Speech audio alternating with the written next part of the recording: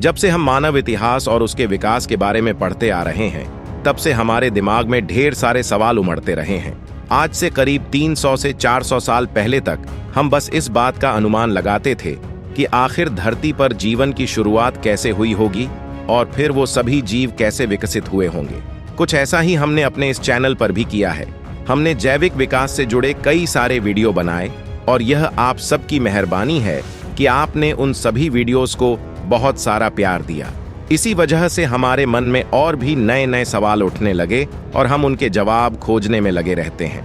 इसी तरह एक दिन जब मैं इंसानी इतिहास और विकास के बारे में सोच रहा था, तो मेरे दिमाग में यह ख्याल आया कि आखिर आज से करोड़ों साल पहले धरती पर रहने वाले जानवरों का कद इतना बड़ा क्यों होता था और आज के समय में जानवर इतने छोटे क्यों हो गए हैं। यही नहीं, मेरे मन में ये सवाल भी आया कि अगर हमारे पूर्वज 4 से 5 मिलियन साल पहले तक मांसाहारी जीवन पर निर्भर थे, तो आखिर ऐसा क्या हुआ कि उन्होंने शाकाहारी जीवन अपनाने की जरूरत महसूस की।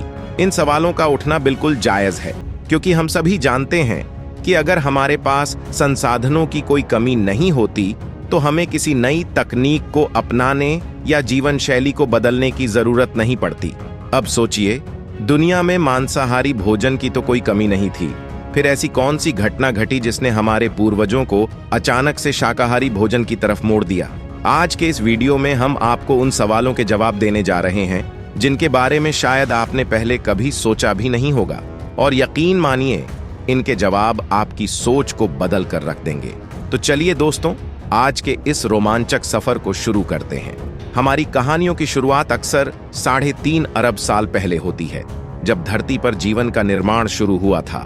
लेकिन आज हम बात करेंगे करीब 300 मिलियन साल पहले की, जब डायनासोर से पहले धरती पर बड़े बड़े जानवरों का राज हुआ करता था। आपको ये जानना जरूरी है कि ये हमारे पूर्वज थे, जो धरती पर सबसे पहले विशालकाय जीवों के रूप में प्रकट हुए थे।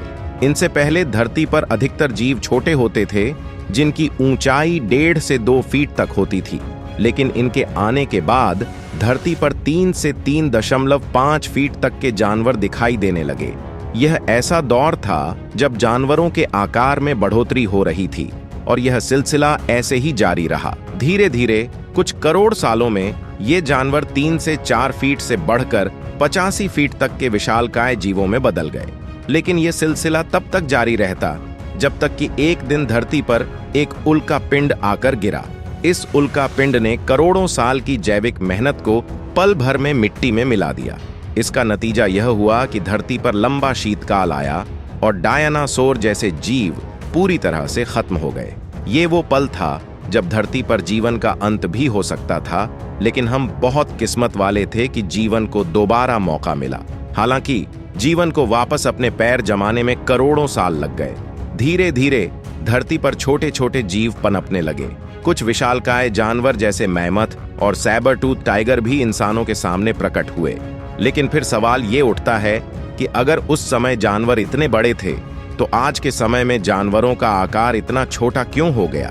जब हमने इस बारे में गहराई से रिसर्च की, तो हमें पता चला कि तेल अवीव यूनिवर्सिटी में इस पर शोध हो चुका है और उनके नतीजे काफी विश्वसनीय हैं। पहले के दौर में जानवर अपने हिसाब से जीवन जिया करते थे। खासकर शाकाहारी जीव पेड़ पौधों पर ही निर्भर रहते थे, और मांसाहारी जीव भी सीमित मात्रा में शिकार किया करते थे। उनकी प्रजनन गति भी धीमी थी, जिस वजह से शिकार की आवश्यकता ज्यादा नहीं बढ़ती थी। लेकिन यह सब बदल गया जब धरती पर करीब 1.5 मिलियन साल पहले शुरुआती होमिनिड्स, प्राचीन मानव आए। जब उन्होंने लगभग 1.5 मिलियन साल पहले शिकार करने की काबिलियत हासिल कर ली, तो उन्होंने बड़े बड़े जानवरों का शिकार करना शुरू कर दिया। हमारे पूर्वजों के ऐसा करने के पीछे कुछ खास वजहें थीं। पहली वजह यह थी कि उनके पास ऐसे हथियार थे जिनसे वे बड़े जानवरों का आसानी से शिकार कर सकते थे। दूसरी बात यह थी कि बार बार छोटे जानवरों का शिकार करने के बजाय बड़े जानवरों का शिकार करना ज्यादा फायदेमंद था, क्योंकि इससे उन्हें ज्यादा मांस मिलता था और उन्हें अपनी बाकी जरूरतों के लिए भी समय मिल जाता था। लेकिन इससे जानवरों की संख्या तेजी से कम होने लगी। पहले के समय में जब इंसान नहीं थे, तो सभी जीव जंतु अपने अपने हिसाब से धरती पर जीवन जीते थे। इससे धरती पर कभी असंतुलन नहीं आया, लेकिन इंसानों ने अपनी जनसंख्या तेजी से बढ़ाई, जिसकी वजह से खाने की खपत भी बढ़ी। अब ज्यादा खाने का मतलब था ज्यादा शिकार करना। धीरे धीरे इंसानों ने इतने बड़े बड़े जानवरों का शिकार किया कि उनकी जनसंख्या घटने लगी, और एक वक्त ऐसा आया जब ये विशालकाय जीव पूरी तरह से विलुप्त हो गए। जब इन जानवरों की संख्या में कमी आई तो इंसानों के पास खाने के लिए कम विकल्प बचे।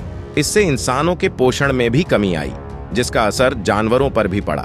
यही वजह है कि जो जानवर पहले बहुत बड़े होते थे, उनका आकार धीरे धीरे छोटा हो गया। उदाहरण के लिए आज के शेरों के बारे में माना जाता है कि वे पहले के समय में 2 से 3 फीट लंबे हुआ करते थे, लेकिन पोषण की कमी के कारण उनका आकार धीरे धीरे घटता गया और आज के शेर छोटे हो गए हैं। इंसानों को भी इस दौर में काफी संघर्ष करना पड़ा होगा। एक समय ऐसा भी आया होगा जब उनके आसपास के सारे जीव खत्म हो रहे थे।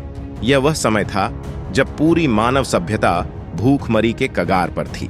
लेकिन जैसा कि कहते हैं, आवश्यकता ही आविष्कार की जननी है। इंसानों के साथ भी कुछ ऐसा ही हुआ।